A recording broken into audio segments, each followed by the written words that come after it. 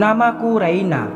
Aku sudah menikah dengan seorang pria tampan yang mungkin saja selama ini menjadi incaran banyak wanita. Namun tampaknya tak ada satupun dari mereka yang berhasil merebut Reno dariku.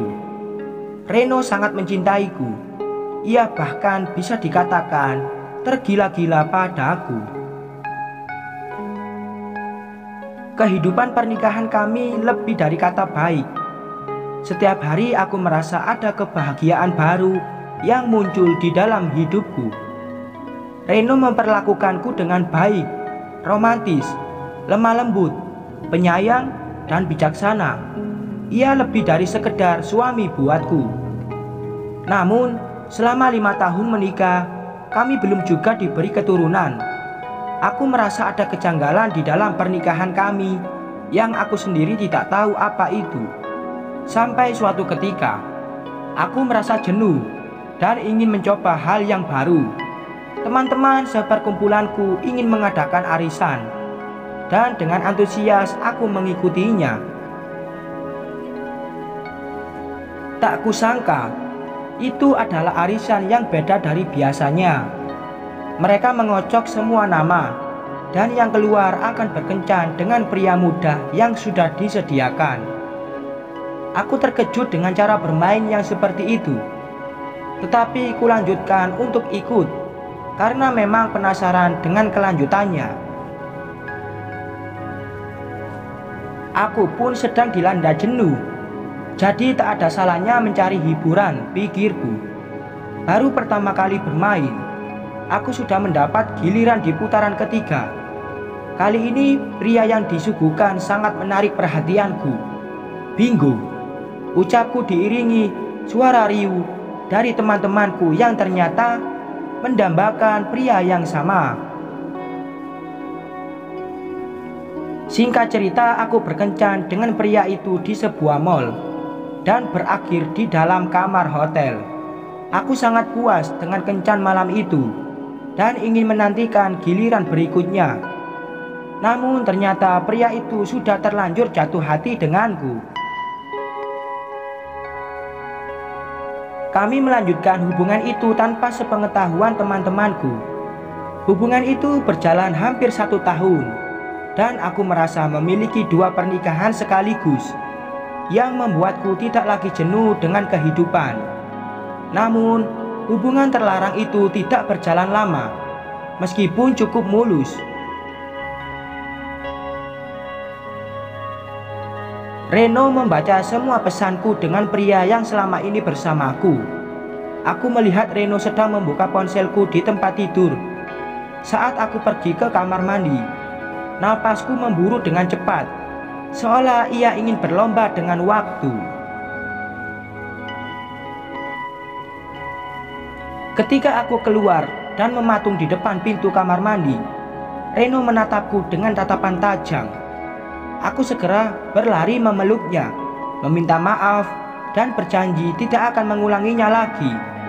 Tetapi Reno malah menarik tubuhku menjauh darinya. Kemudian ia berjalan keluar kamar tanpa sepatah kata pun.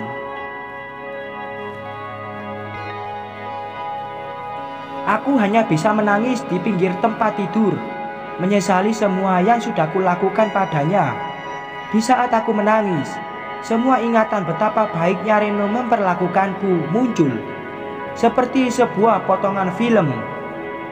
Aku semakin terseduh saat mengingat satu persatu apa yang sudah dia lakukan padaku.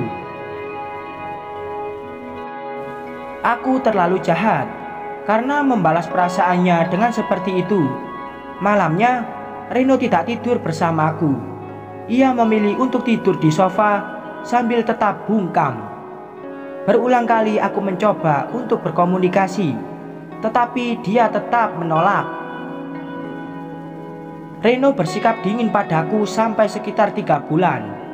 Kemudian ia mengajakku berbicara sambil menyodorkan selembar surat untuk aku tanda tangani. Dokumen itu adalah surat cerai yang sudah ia lontarkan padaku. Aku menangis dan merajuk memohon maafnya, tetapi dia tetap dingin padaku. Bukan salah kamu sepenuhnya, ucapnya. Aku terdiam mendengar penjelasan dari kalimatnya. Selama ini aku memperlakukanmu seperti itu karena aku berusaha untuk mencintai kamu. Tapi ternyata tetap tidak bisa, jelasnya. Penjelasan Reno membuat hatiku seperti tertimpa batu besar yang membuat dadaku sangat sesak. Selama pernikahan kita, aku mencoba mencintai kamu lagi, tetapi tidak berhasil. Aku memang mencintai kamu, tetapi itu hanya bertahan sampai awal pernikahan. Sedangkan seterusnya aku berjuang untuk mencintai kamu. Namun, tampaknya usahaku sia-sia. Sekeras apapun aku berusaha, aku memang tidak bisa mencintai kamu lagi. Aku meminta maaf padanya berulang kali dan pernyataannya membuatku merasa semakin bersalah. Aku menganggap akulah yang sudah berjuang selama ini, tetapi ternyata tidak. Reno memintaku menandatangani surat itu yang terpaksa aku lakukan. Sejak itu, Reno keluar dari rumah dan tidak pernah kembali lagi. Semua kontakku dengannya pun diputus secara sepihak. Sedangkan aku memilih untuk menyendiri, menikmati sisa kenangan bersama Reno di dalam rumahku. Sekian.